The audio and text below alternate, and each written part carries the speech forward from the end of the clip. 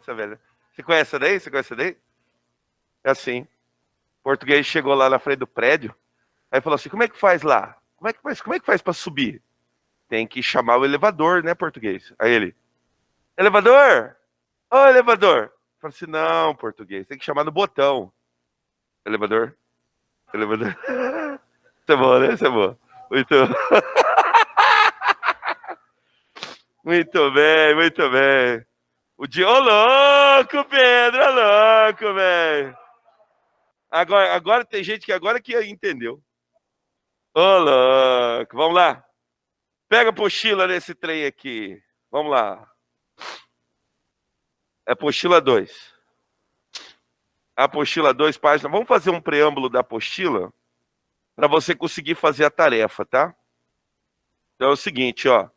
Na última aula nós encerramos pré-modernismo. Vamos imediatamente para a página 128 falar a respeito de um movimento, cara, que vai desencadear o modernismo no Brasil, tá? Bom dia, Raíssa, bom dia. Então vamos lá. O movimento que vai desencadear o modernismo no Brasil são chamados de vanguardas europeias, tá?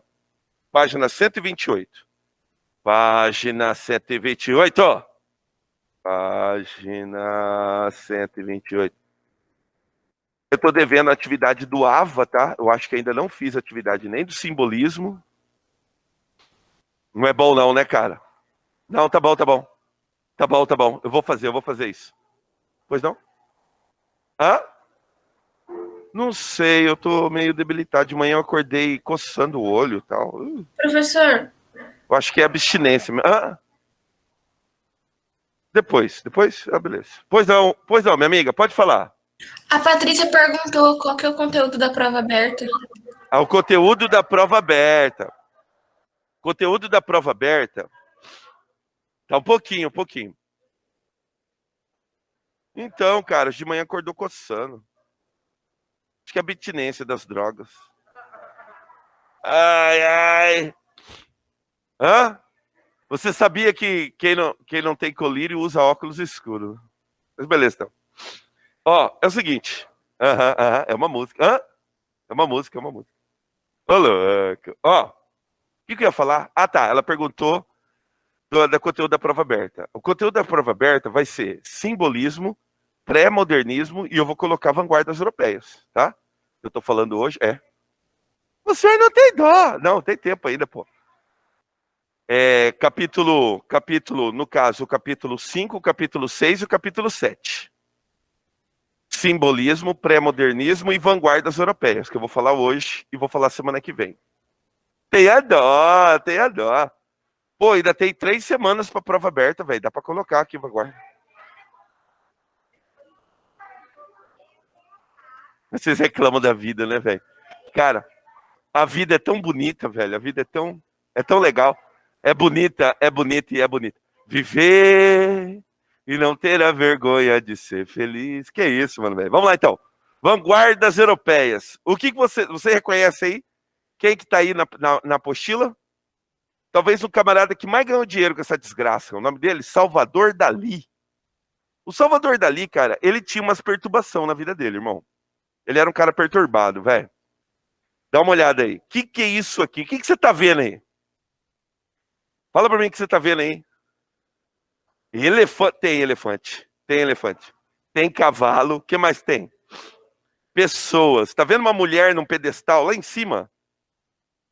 Cara, o que é aquela figura em cima do elefante mais pra trás ali, atrás das nuvens? Cara, o que é isso daqui, velho? Caraca, velho! Alguém tá vendo Jesus Cristo pelado aí?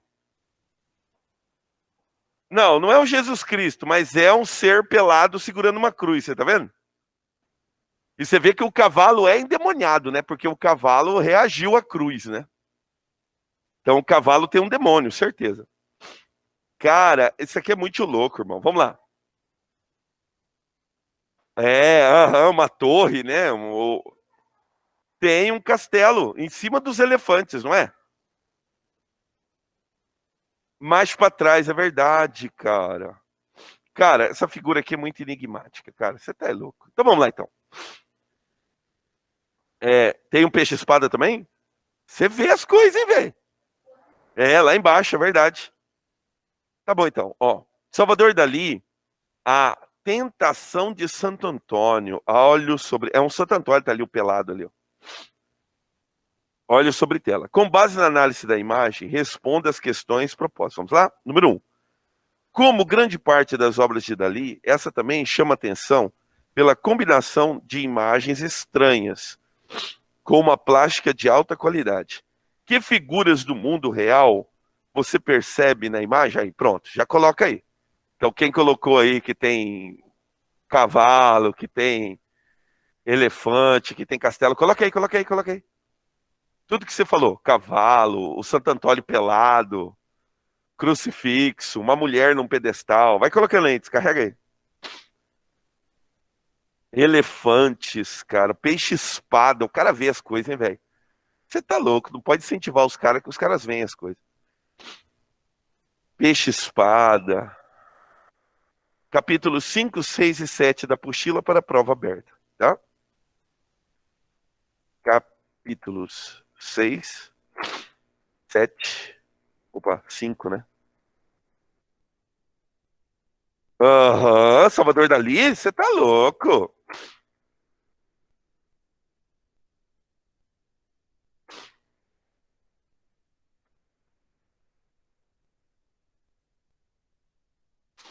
Capítulos 5, 6 e 7 para a prova aberta. Então tá bom, então. Colocou aí um monte de coisa aí? Um monte de coisa, você viu? 2. O surrealismo é uma das vanguardas europeias que teve como conceito teórico a liberdade de expressão e a valorização das imagens dos sonhos e do inconsciente. Que elementos nessa obra de Dalí remetem ao mundo dos sonhos? Ah, um monte de coisa, né, cara? Então vamos lá? Primeiro, imagens distorcidas. Então você já lembra de sonho? Eu lembro do último sonho que eu sonhei, que eu acho que foi essa noite. Eu peguei uma jarra embaixo da pia e ela estava cheia de barata. É porque eu acho que eu tenho tanto nojo de barata em cozinha, né, cara? Cara, e tava cheia de barata. Aí eu ficava lutando com as baratas, tirando as baratas. E um negócio. E é uma barata esquisita, porque era uma barata que ela não corria, ela não mexia. Atenção, atenção, atenção, atenção para o recado do pessoal do terceiro ano. Vamos lá. Ah, não, precisa. Lindo, lindo uniforme, lindo uniforme. Ai, ficou lindo. Vamos lá, atenção ao recado.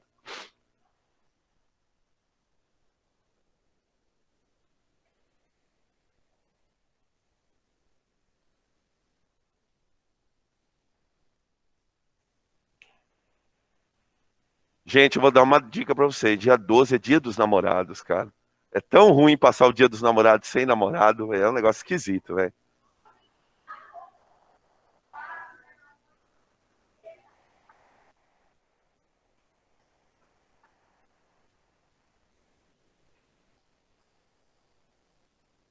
Eu conto, eu vou contar.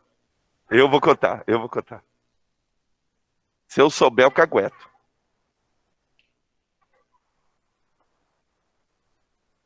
Eu sei um monte, alguém quiser, eu sei um monte.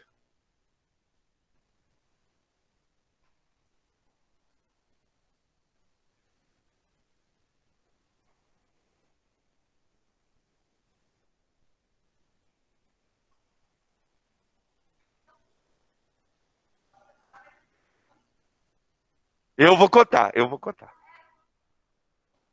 Se eu souber.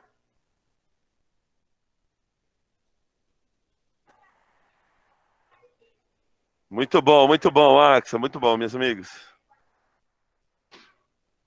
Quem quiser o auxílio, os meninos que quiser um auxílio para uma cantada, é o seu monte. Não, é o seu monte. Hã? E eu vou falar uma coisa, se eu souber quem mandou, eu vou caguetar. Professor, fala uma aí. Assustou? O volume tá alto, minha amiga. Aí vocês falam, a galera aqui assusta pra caramba, cara. Fala uma cantada aí. Uma cantada, deixa eu ver aqui, deixa eu pensar. Como é que é? Ah, velho, não prestou atenção qual que tava apertando.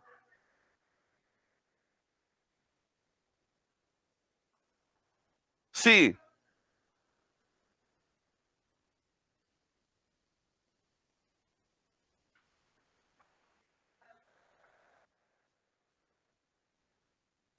Ela saiu, ela quebrou? Pô, tem que trocar. Entendi. Tem que trocar, tem que trocar. Não tem jeito. Não faz. Tem que levar num camarada que faz. Sabe por quê? Porque daí os camaradas têm as prensas, as morsas lá. Que isso aí não pode ser só cola, tem que ter uma morsa, que tem que passar a cola. E o cara tem que apertar o negócio.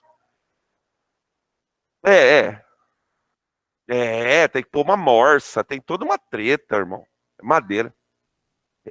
Não, os caras recuperam, não é tão caro, não. Depois você me fala, eu te dou o número de telefone do chegado. É longe, irmão, onde o cara mora. Nem dá, nem dá, nem vira? Então, beleza, então. Então vamos lá, então. Vamos trabalhar, vamos trabalhar, vamos trabalhar. Diz lá. Imagens distorcidas. Colocou imagens distorcidas? Então coloca aí, além de imagens distorcidas, figuras surpreendentes, né? Porque o que um peixe-espada tá fazendo lá, né? Não é o peixe-espada? É um anjo, é um anjo. Ah, não, vou falar, vou falar. Tô pensando, tô lembrando uma aqui. Imagens distorcidas, imagens surpreendentes.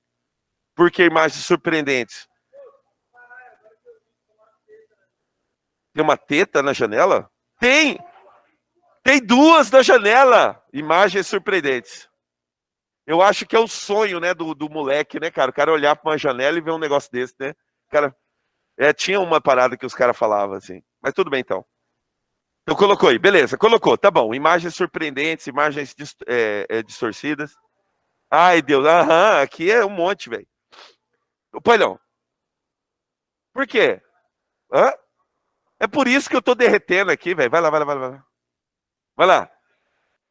O tema, vai pro número 3. O tema tentação já foi retratado por muitos pintores em várias perspectivas. Pesquise outros artistas. Não, vocês não vão pesquisar isso aí. Então larga a mão. Abandona 3. Vamos pro contexto histórico. O que foi a vanguarda europeia, cara? Pra gente entender, tá? Houve na Europa no século XX, quando ele fala século XX, é início do século XX, tá? A gente está falando de 1901, 1902, 1903, tá bom? Bem início, tá? Vai, mano, velho, eu quero fazer a leitura aqui. Isso, valeu. Houve na Europa, no início do século XX, uma série de movimentos artísticos preocupados em reinterpretar a realidade. Essa realidade conturbada, num clima de incerteza e insegurança. Então vamos lá? Por que tem incerteza e por que tem insegurança? Porque o início do século XX, eu não vivi aquela época, né? Mas eu acho que todo mundo percebia a iminência da guerra. E se você for parar para pensar, é algo muito contraditório, porque no início do século XX, necessariamente, toda a humanidade experimentava o auge da intelectualidade. Irmão, a gente já passado por Nietzsche, a gente já tinha passado por Schopenhauer, entende? Já estava consolidado naquela época o Sigmund Freud e os seus discípulos, né? Lacan, Jung. Então, a gente vivia o auge da intelectualidade. E aí, num conflito comercial, que daí a gente tem várias razões, né? Lembra a região ali da Salsia-Lorena, as colônias africanas. Por uma questão comercial, o que vai acabar acontecendo? A Europa toda vai se voltar para a guerra. É ou não é uma incongruência?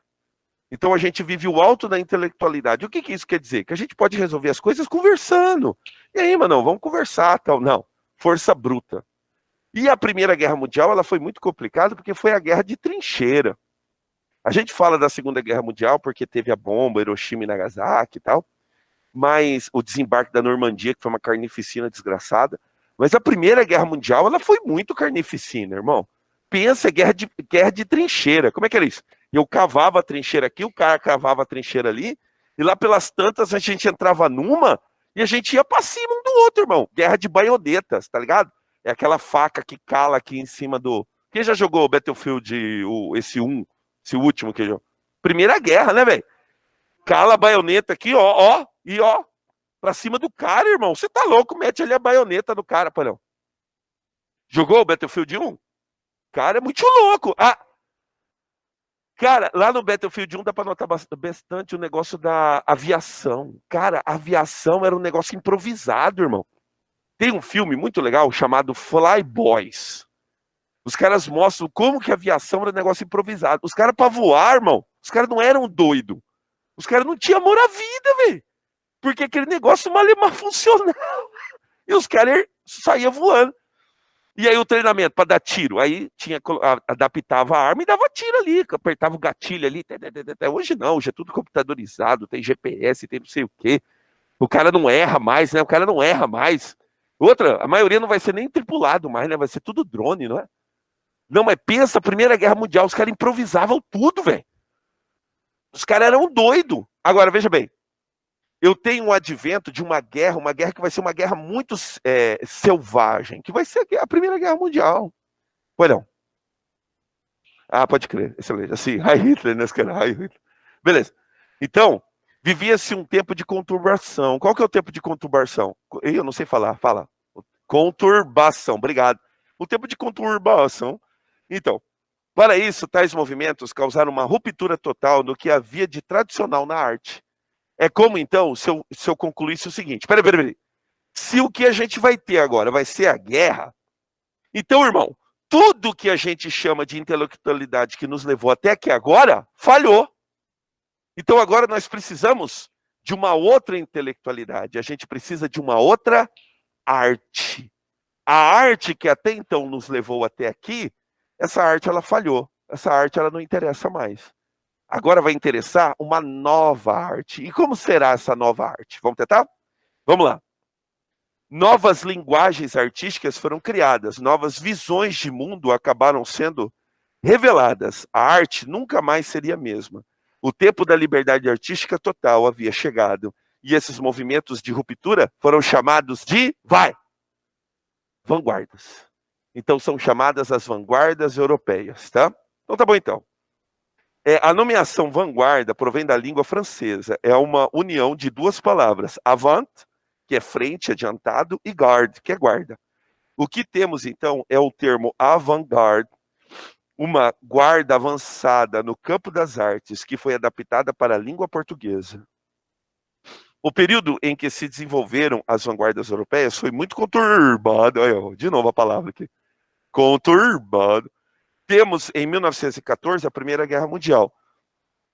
Em 1917, ocorreram, a partir da iniciativa de uma vanguarda social, a conquista do poder e o estabelecimento da primeira nação soviética do mundo, por meio da Revolução Russa, comandada por Lenin. Estava em fase terminal o chamado ciclo burguês, representado pelo fim da bela época.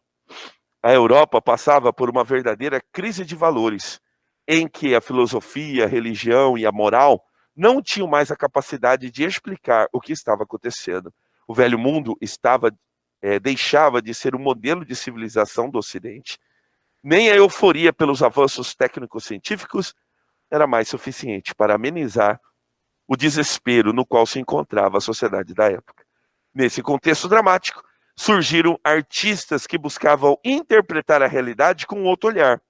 E o resultado disso foi outra visão de mundo. Visavam a destruição de tudo aquilo que representasse o passado. Foi assim o surgimento das vanguardas artísticas, desveladoras do caso em que se encontrava o continente europeu. Pois não? Beleza, então. Então tá massa. Vocês estão manjando de tudo aqui, né? Esse negócio, né? Ah, dá pra ver aqui? Oh! Então tá massa, então. Então beleza, então vamos experimentar cada uma delas? Então são vários nomes que você vai ter que decorar, tá?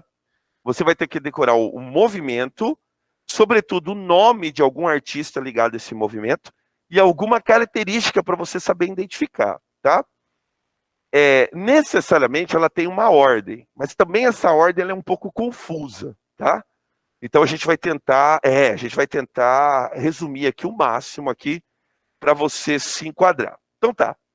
Começa aqui as vanguardas. Qual que é o primeiro que está em azul aí? Qual que é o primeiro que está em azul? O futurismo. Alguns dizem que o futurismo foi o primeiro mesmo, tá? Futurismo. O futurismo, contudo, ele é muito peculiar, ele é muito particular, tá? O futurismo, ele tem as suas raízes na Itália, tá? contudo, o primeiro manifesto futurista ele foi lançado em Paris, no jornal Le Figaro. O jornal Le Figaro publicou o manifesto do chamado, anota o nome dele aí, Filippo, tá, eu ligo.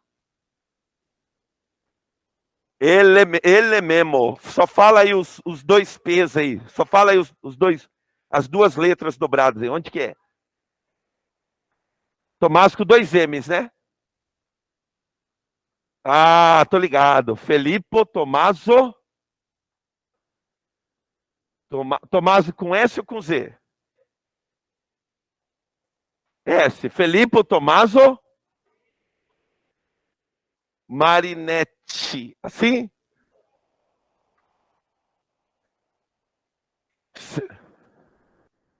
Filippo. Difícil. Italiano, né? Então decorou? Decorou? Qual o nome dele? Felipe Tommaso Marinetti. Ele vai ser o camarada que vai escrever o primeiro manifesto, o manifesto do futurismo. O futurismo, então, em homenagem a Filippo Tommaso Marinetti, que era italiano, então o futurismo nasce na Itália. Fechou? Essas coisas você tem que decorar, tá? Quando a gente fala de futurismo, do que nós estamos falando? Nós estamos falando de tudo aquilo que cerca a modernidade. Por exemplo, as máquinas, tá? O advento do cinema. O futurismo ele vai exaltar a velocidade. Conclui comigo. O que é o cinema? O que é o cinematógrafo? Não, vamos lá. O cinematógrafo ele surge com você organizando as fotografias numa fita chamada de Super 8 milímetros. Você organizava numa fita e aquela fita você organizava em rolo. Aí, aquele rolo era instalado aqui, por exemplo, e a fita passava em frente de uma lanterna. Então, à medida, uma determinada velocidade... Não podia... Isso mesmo! A quem já fez aquele gibizinho na ponta do caderno? Aí você vai fazendo assim, ele vai mexendo? Isso é o cinema. Então, o que é o cinema? O cinema é movimento. O que é a modernidade, então? Movimento. Então, é o tempo, por exemplo, que a gente vai ter a consolidação dos automóveis. Então, o futurismo, o que ele vai fazer? Ele vai exaltar a cidade. Se a gente parar para olhar a cidade, Campo Grande é meio fora da curva. Porque Campo Grande ela é muito arborizada. À medida que as cidades foram crescendo, o que foi desaparecendo? As árvores, não é verdade? E foi aparecendo concreto nas suas medidas lineares. Dá uma olhada aqui, ó. Eu, quando era moleque, né, como eu vivia numa casa que era telha, então você via a telha, quando eu ia para a casa da minha tia, que era laje, eu ficava muito admirado, porque o cantinho era perfeito. Eu olhava assim, cara, que perfeito, né? Porque as paredes de casa era tudo arregaçado, né? Tudo, né, destruído. Eu olhava essas curvas. Então, na cidade, na modernidade, no concreto, as linhas, elas são retas. E tem que ser, né? Como é que você vai equilibrar uma laje se a porcaria não tiver alinhado, né? Não tiver certinho. Entende qual é? Então, esse é o futurismo. É a exaltação da máquina, é a exaltação da cidade, é a exaltação da velocidade. O futurismo ele foi tão importante que o futurismo teve também a sua participação na música. Quem assistiu aquele filme, O Som do Coração? Vocês não assistiram O Som do Coração, velho? Pô, velho, tem que assistir, velho. Assiste O Som do Coração. No Som do Coração, supostamente, o menino, ele é um gênio, tá? Aí ele fica ouvindo o som da cidade e em tudo que ele ouve tem música. E aí ele forma uma orquestra, né? E ele toca a música dele. Perdão. Sinônimo de dor sinônimo de dor coita. Outro sinônimo? Dor, coita. Não. É uma coita, é um substantivo. Entendeu? Já foi? Já foi?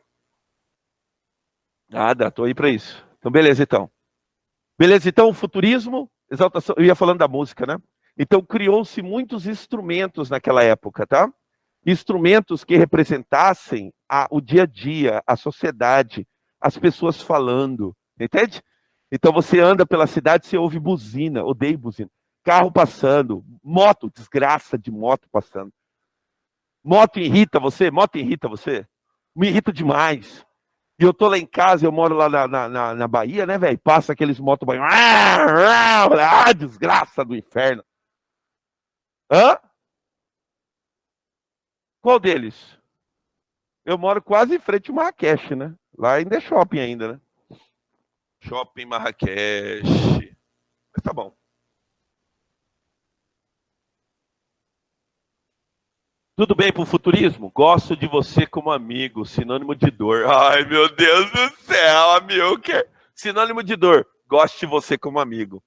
Eu já combinei isso com vocês, né, meninas? Meninas, já combinei isso com vocês, né?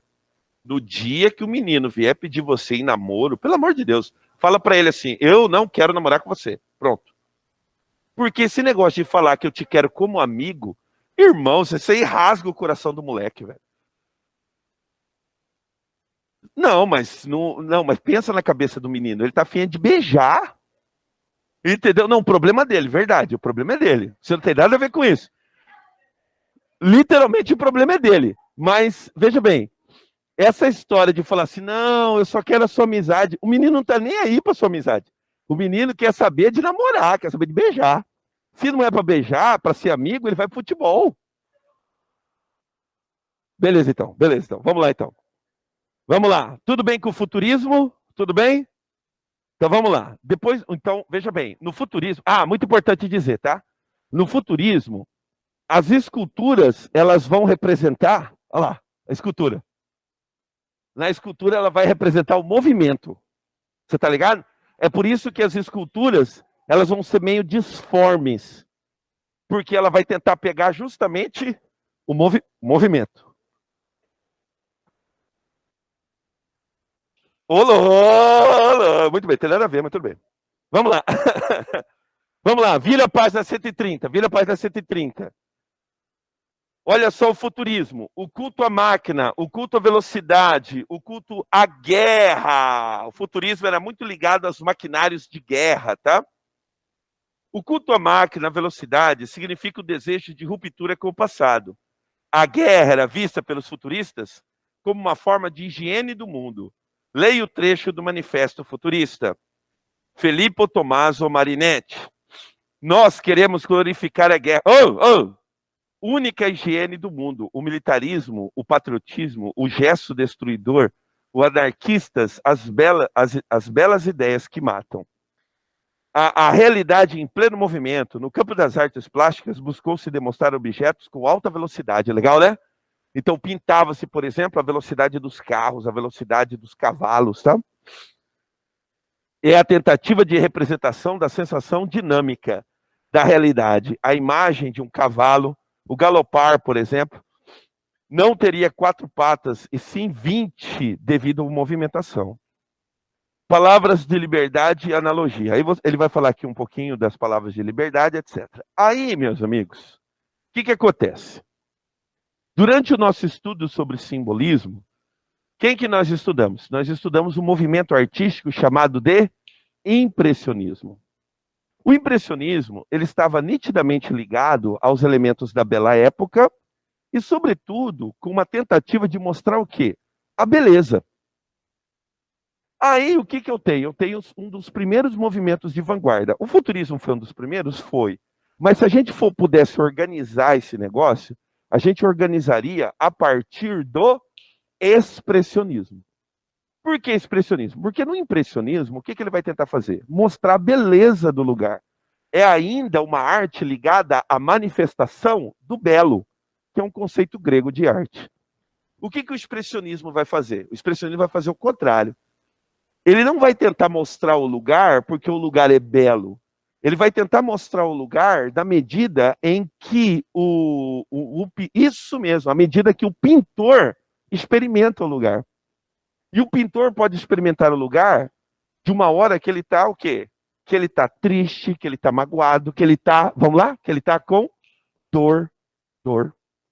essa dor da existência, essa dor que dá, por exemplo, da rejeição. Cara, eu acho que todo mundo tem que passar por um não. Porque a gente tem que passar pela dor da desilusão, a dor da rejeição. Entende? Até porque quando você encontrar a pessoa que você amar de verdade, você valoriza, você valoriza. Porque você passou pelo não, cara. E é ruim passar pelo não, irmão. É uma experiência assim que não pode querer passar, mas tem que passar. Então, na hora que você intima a menina, no meu caso, né? Você intima a menina e fala assim: ó, você é linda, eu quero namorar você. Ela fala assim: então, mas eu não sinto a mesma coisa por você. Cara do céu! É uma faca que atravessa o peito do peão aqui, ó. Tá, chega, tá dormindo, chega, tá dormindo. É uma faca que atravessa. Tá nem aí, parece eu tô nem aí, tô nem aí. Só recebi sim até hoje. Ai, meu Deus do céu. Então vamos lá. Se a gente pudesse organizar, a gente começaria pelo expressionismo. O que é o expressionismo? É uma completa negação do impressionismo. Então, o expressionismo vai negar o impressionismo. Por quê? Porque o expressionismo ele vai deixar o cenário nada bonito. Então, notem aqui que eu tenho talvez um dos maiores quadros expressionistas, que seja o Grito de Edgar Munch. No Grito de Edgar Munch... Pois não, mas não. Bom dia, meu querido. Quem não assinou? Não, não, não, não. Tem um que perguntou aqui. É agora que tem que colocar o celular lá? É agora? Mentira, tô te zoando. Isso, coloca o nome, coloca o nome.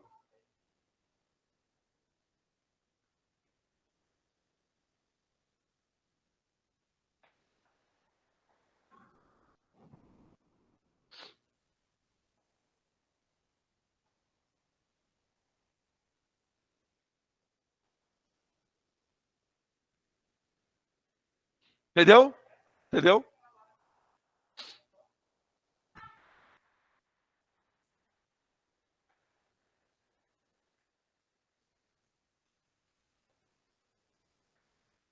Tá bom. Sobre o que é.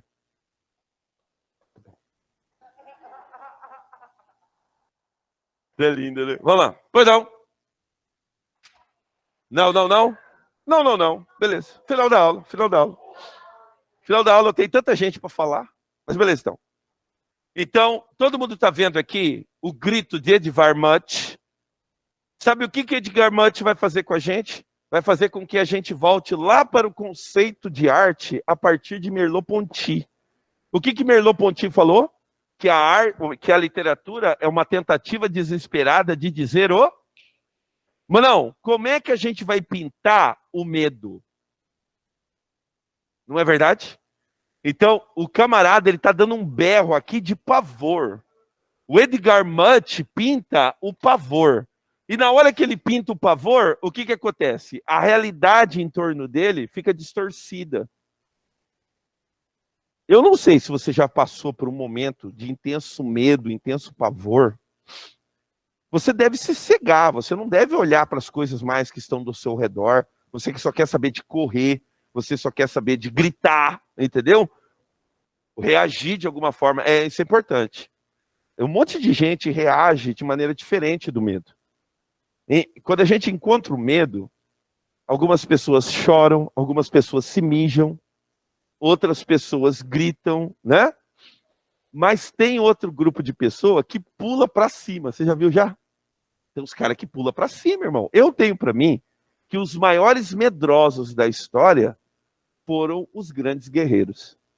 Porque na hora do medo, irmão, o cara parte para cima, velho. O cara falou, o quê? Que nada, velho. O cara vai para cima, entendeu? Aham, não é? Pois não. Pois não. Pois não. Se eu tenho medo do escuro? Não. Eu tenho medo do que pode acontecer no escuro. De, detesto escuridão. Detesto escuridão.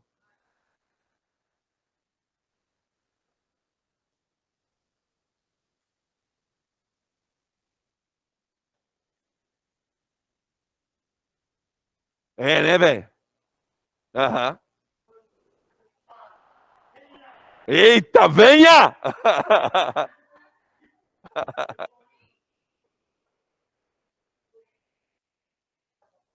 Eita, pipoco! Aí aparece uma barata e fala: Au! Ai, meu Deus do céu. Tem uns caras que você não pode assustar, né? Você tá ligado, né? É. Deixa eu ler sobre expressionismo, deixa eu ler.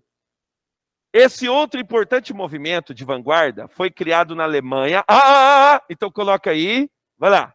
Expressionismo, coloca aí. Expressionismo. O expressionismo foi criado onde? Foi criado aonde?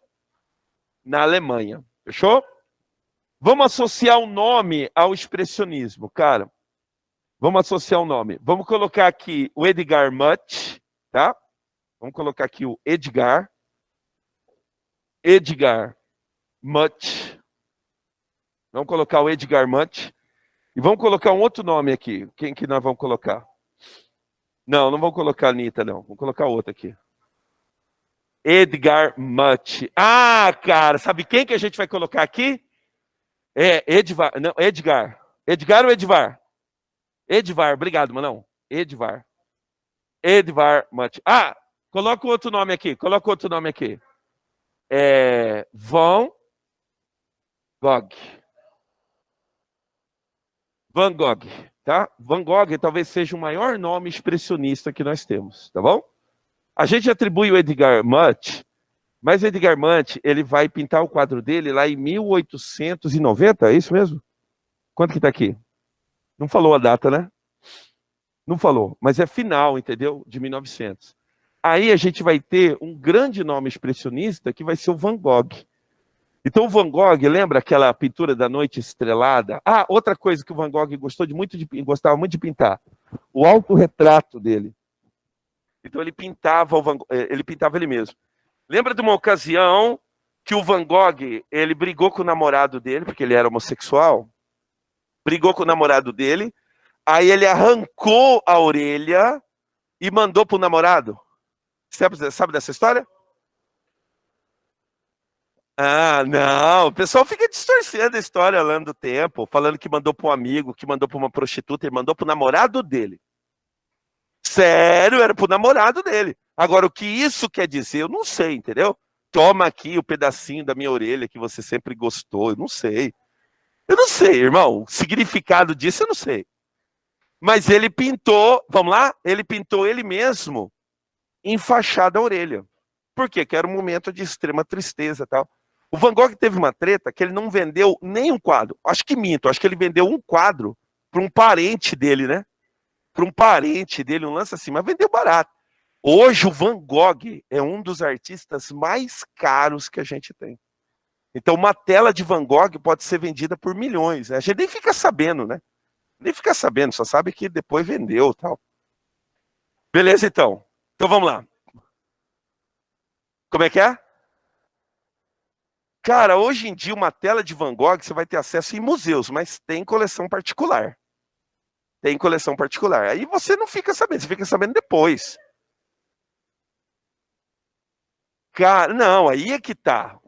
Ninguém vai saber assim, você, mas os amigos dele, na hora que visitar a casa do cara. Então pensa, o camarada vai receber um amigo e tá lá uma tela do Van Gogh, o cara fala, Nossa Senhora da Aparecida, irmão, você tem um Van Gogh. Entendeu, velho? Você tá louco. Aham, é mais ou menos isso daí. Agora, veja bem, no expressionismo, o que eles vão fazer? Eles vão distorcer a realidade a fim de mostrar agora uma realidade do ponto de vista do artista, tá? Nessa perspectiva de distorcer a realidade, nasce outro movimento de vanguarda. Mas aí eu vou falar disso na próxima aula.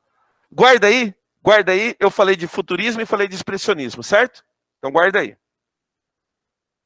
A cantada ruim. Vamos ver uma cantada ruim aqui, cara. Tem que lembrar de uma aqui. Eu tô sem inspiração.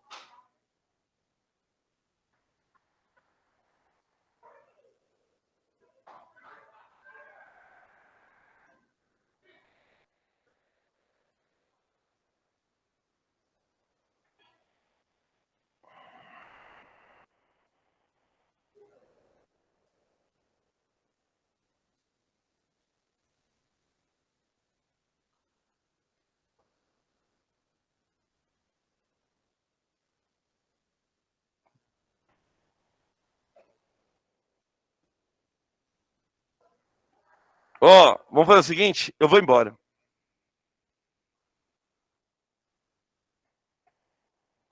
Então, eu tô sem inspiração pra falar cantada.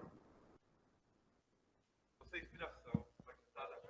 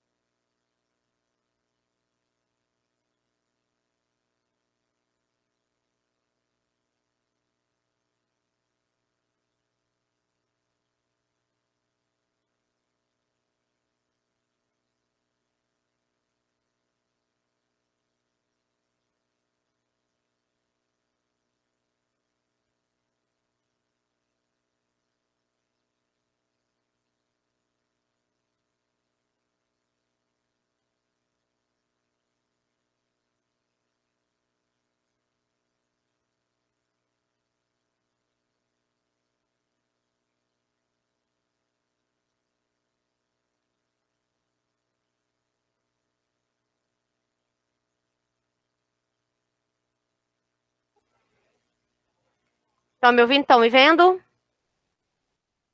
Sim. Beleza? Acho que já resolvemos aqui, Paulinho. Uhum. A câmera tinha morrido, mas daí os meninos já... Não, isso aí... Só por Jesus. Diz que o macete é clicar aqui, ó. Tem todo... Aqui, ó. Entendeu? Ó. Temos um TI aqui. Contratado. Não, acho que tá tudo ok. Uhum. Mas, ó, trocar o mouse eu acho que é uma boa, tá? Por favor. Galera, a nossa aula, ela vai até 10h20. Nós vamos sair um pouco mais cedo, tá? Só para esclarecer, principalmente para os alunos que estão no online, porque nós vamos para a apresentação lá da Semana do Amor, vai ter apresentação de música, declamação de poesia, vai ter dança, vai ter leitura de crônica, então a gente vai sair um pouquinho mais cedo por conta disso, tá? E aí, como eu havia prometido e contextualizando a primeira aula, nós vamos fazer um debate agora, rapidinho, sobre o aborto. Eu só vou abrir aqui vou compartilhar uma tela.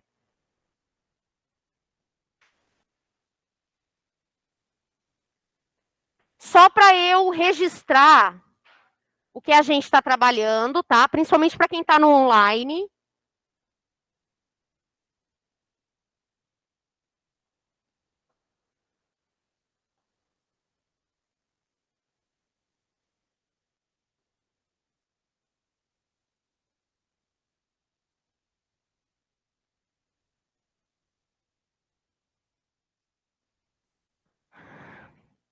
Então, vamos lá. A ideia, né, é o debate jornalístico. Vamos colocar uma temática de grande repercussão nacional, que é o aborto no Brasil. Eu só quero reforçar.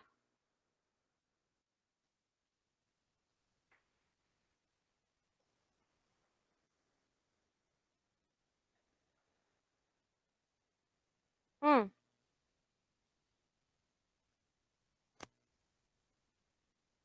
Ah,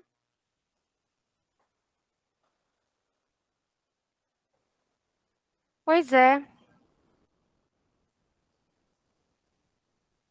Mas eu vou só 10h20 lá para a quadra.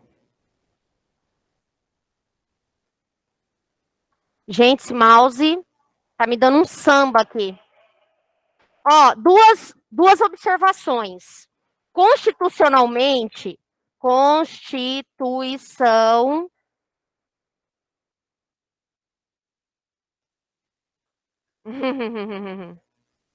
Né, eu vou só dizer o que prevê. Prevê aborto nos casos de estupro e de bebês anencéfalos.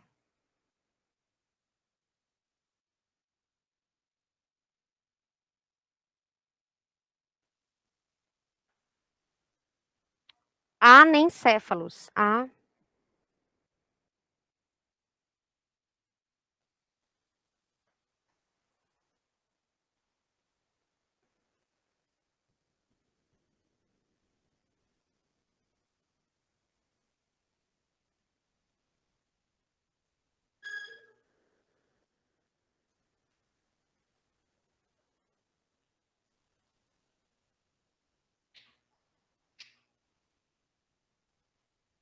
Meu Deus do céu.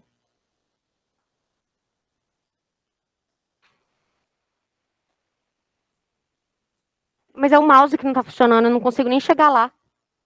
O que você precisa? Nada? Tá ok?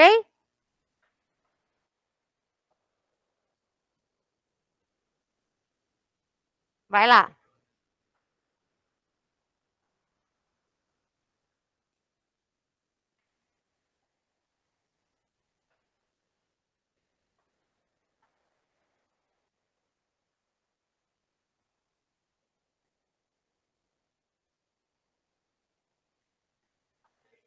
Parou?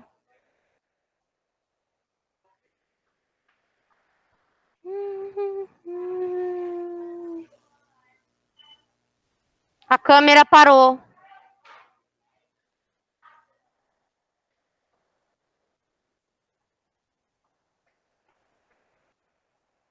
Ajude-me. A câmera parou.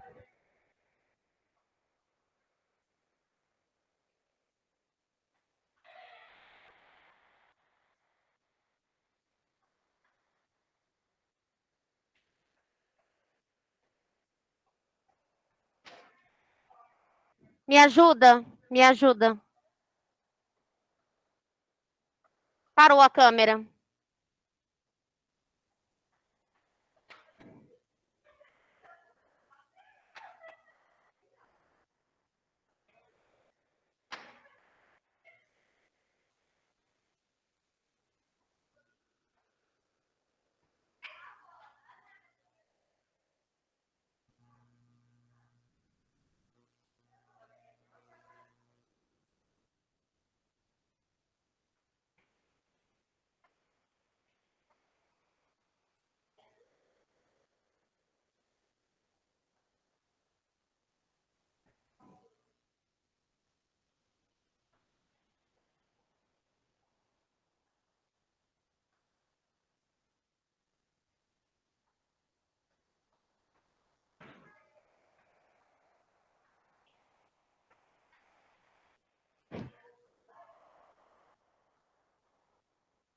E aí, nada, né?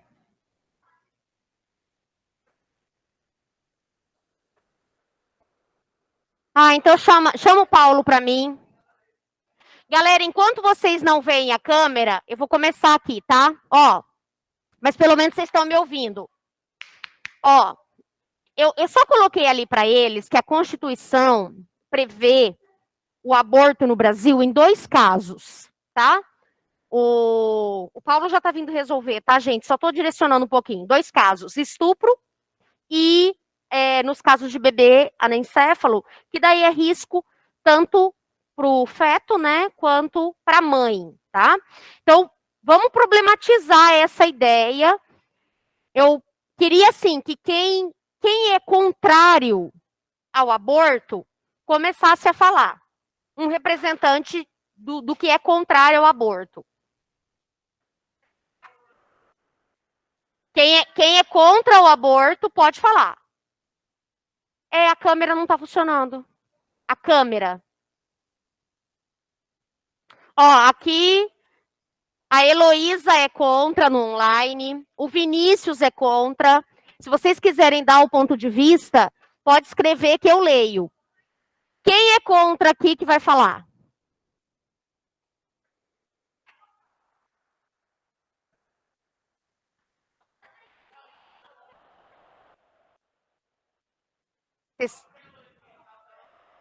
Ah, ó, peraí só um pouquinho. Peraí, gente, presta atenção. A Heloísa, ela argumenta assim, que ela é contra o aborto, porque a justificativa dela é que o aborto é um assassinato, tá? Estou dando o ponto de vista da Heloísa, estou lendo aqui. Ela diz que ela é contra, porque o aborto é um assassinato. Tudo bem, ponto.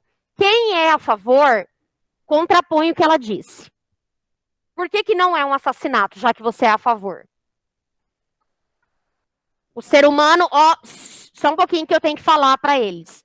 Aqui, qual é o seu nome? Amanda diz que o ser humano não nasceu ainda, então não seria um assassinato, é o ponto de vista dela. Ele vai refutar. Complementar. A Heloísa? Heloísa, você come ovos?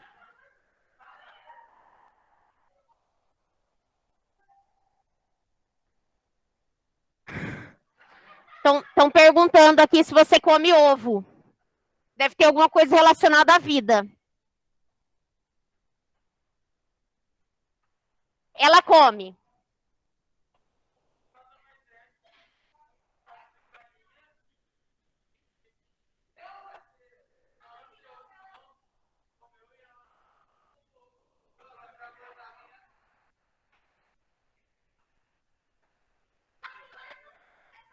Então, mas, ó, peraí, que tá virando bagunça. Heloísa, ele tá dizendo que o ovo ainda não nasceu, é um feto em desenvolvimento, né? Então, esse seria o ponto de vista para refutar aquilo que você disse.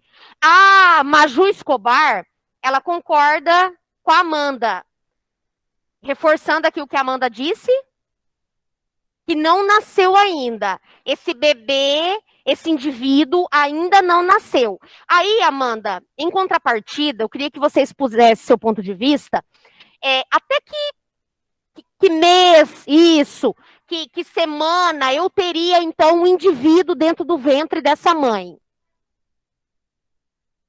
Perfeito.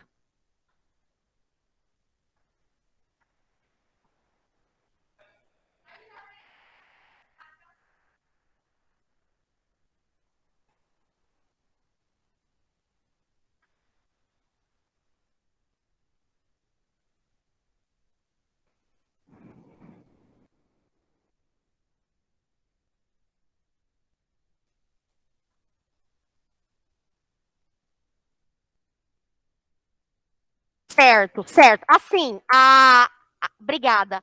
A Amanda complementou aqui.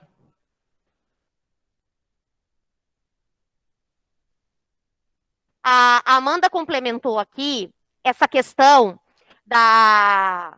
do indivíduo, que ela, pelas pesquisas que ela fez, por aquilo que ela já leu, o ser humano passa a ter o sistema nervoso, a funcionar realmente como um indivíduo a partir do 6º mês.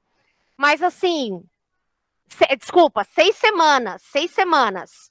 Mas lembrando, gente, que independente de 6 semanas, 12 semanas, que é o que muitos artigos que a gente encontra na internet colocam, para o Brasil, em qualquer idade fetal que o aborto ocorrer, é crime, tá? É crime. Eu já vou abrir para você. Existe um índice de depressão grande para as mulheres que abortam. Não lembro o percentual agora, o Vinícius disse. A Giovana disse assim. A Giovana Silva, a Giovana Vitor, ela disse que não é assassinato, porque o que seria morto seria um bolo de células. Tá. E o João André, ele diz que um bebê é basicamente formado a partir do 5º mês. E a Heloísa mantém o ponto de vista dela de que é assassinato, dizendo que o bolo de células é vida. Aqui na sala, pois não? Certo.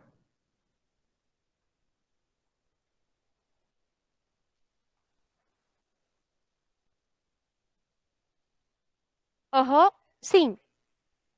Sim. Sim, muito. Ele tá perfeito. Não, tá vivo. Digo assim, a formação básica. Uhum.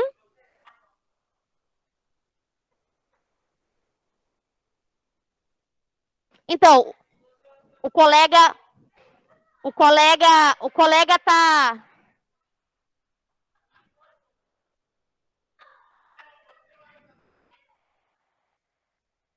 Não, não vamos colocar na teoria nem os ovos e nem as formigas, mas assim, gente, qual que é seu nome?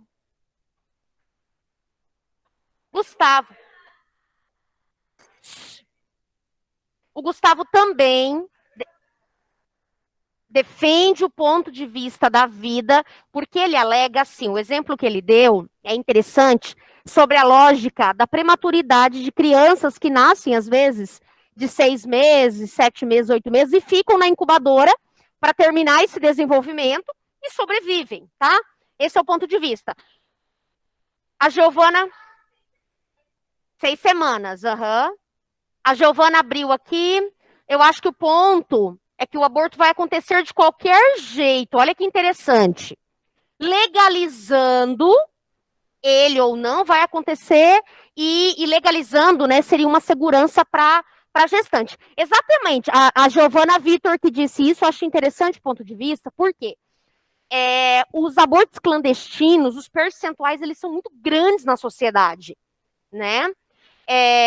O Fernando concorda com ela, o João André disse, não só a segurança, mas também a dignidade da pessoa humana, que é essa mãe, o acompanhamento psicológico e cirúrgico vai ser bem mais eficaz e seguro, tá? A Heloísa rebate. E a segurança do feto? Heloísa, bora ser... Vamos ser juiz, Heloísa. E a dignidade dessa vida? Não tem como se defender? Interessantes questionamentos da Heloísa. Peraí um pouquinho. Peraí, calma. Quem vai responder o que a Heloísa... O Gustavo, Heloísa, para você, ela pergunta da segurança do feto e da dignidade dele, né, que de fato não teria como se defender. Pode falar.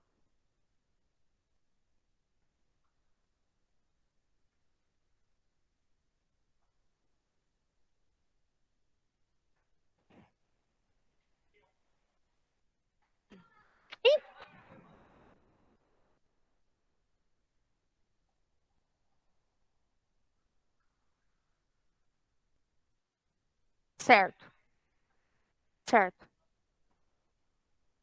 Uhum.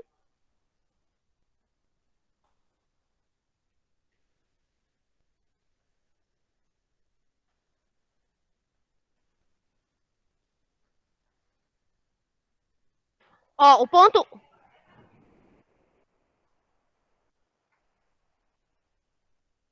Tá. Ó, o ponto de vista do Gustavo e da Raquel é assim. Eles defendem aquele fato assim de que a vida, a segurança da vida de cada um não depende necessariamente de outro ser. Mas eu queria abrir um parênteses, Lohane, que constitucionalmente o Estado prevê a segurança à vida, tá? É dever do Estado. Então, Lohane, mas o Estado não defende, mas tá escrito. É só isso que eu quero ressaltar. Tá escrito, só isso. Esse foi o ponto de vista, e até o Gustavo falou uma coisa interessante agora na sua fala final. Esqueci. Mas...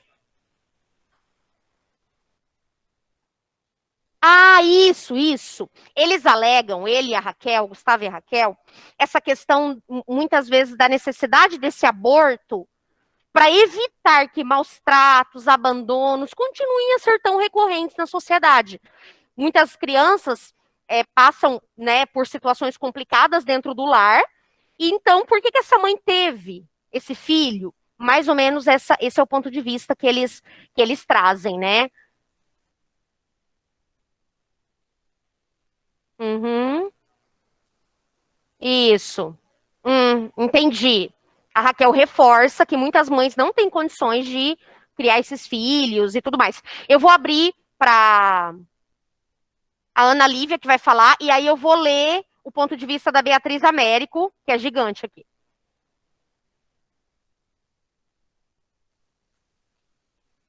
Uhum.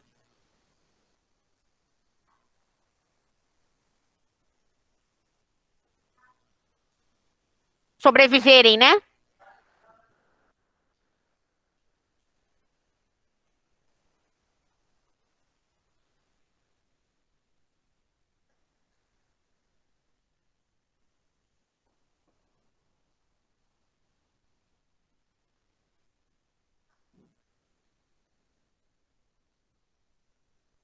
Uhum.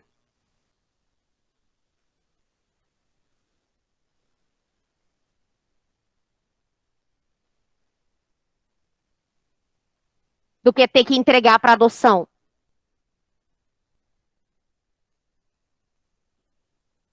Tá, ela estava dizendo assim, a Ana Lívia estava dizendo assim que pensando na visão da mulher, né, da mãe, enquanto aquela que defende o próprio corpo e tem as próprias decisões, que seria muito mais traumático para essa mãe desenvolver essa gestação e pôr essa criança para adoção ou de repente perdê-la, né, do que se ela não quisesse realmente tivesse tirado no início gestacional, tá? Deixa eu só ler aqui o que a Beatriz fala, que tá mó perrengue aqui, ó. Não é assassinato, a Beatriz diz, porque seria permitido só a partir de umas semanas. Sou a favor da legalização, porque com ela, menos mulheres morreriam com procedimentos clandestinos, que já é criminalizado. Argumento de fechar as pernas é ridículo. Primeiramente, porque nenhum método é 100% efetivo. Mulheres pobres, sem acesso à educação, não têm conhecimento geral de saber usar uma pílula ou ter condições de usar uma injeção contraceptiva. Além disso, dá depressão e teria um acompanhamento psicológico.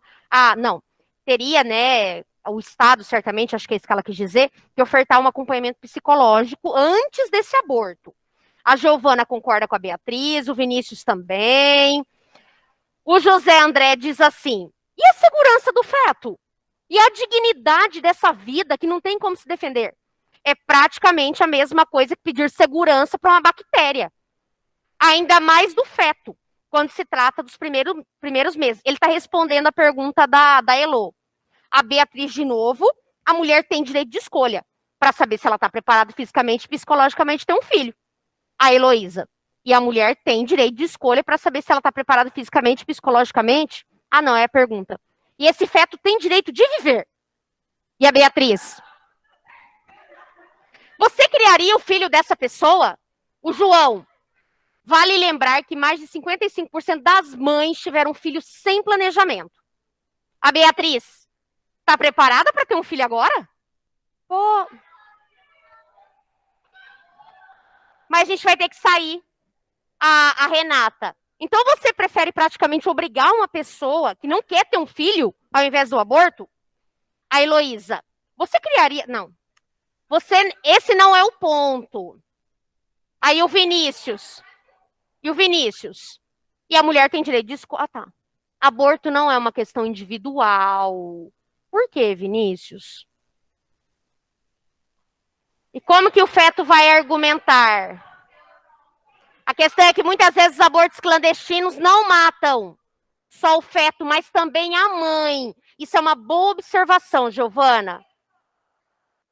Ai, gente, mas tem um monte de coisa aqui. Faz sentido esse ponto de vista sobre abandono? Mas, alguém refuta o abandono, hein? O Pedro Henrique Gomes refuta o abandono. Ele diz assim, mas se for dessa forma, perderia uma vida por falta de responsabilidade de outra pessoa? Quer dizer... Não, por exemplo, eu tô gerando um filho, e aí eu coloco para adoção, por exemplo. É uma corresponsabilidade, né? Tá. O aborto não é uma questão, como assim? Envolve outra vida? Peraí, deixa eu abrir aqui para a sala.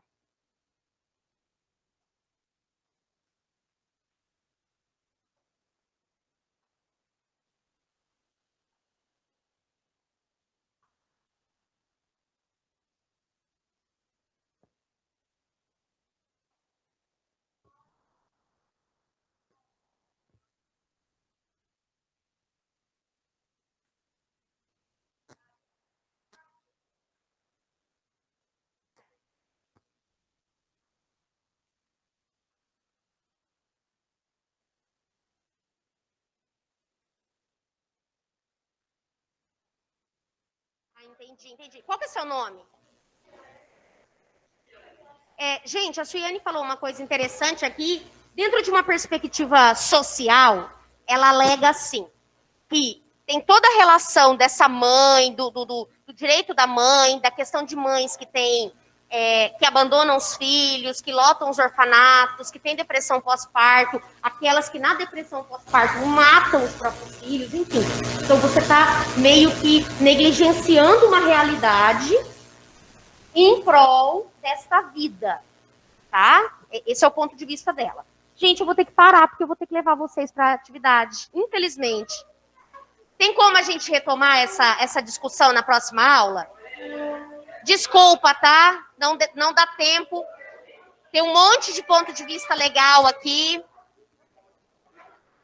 Aí na próxima aula, na segunda-feira, na quarta-feira que vem, a gente retoma.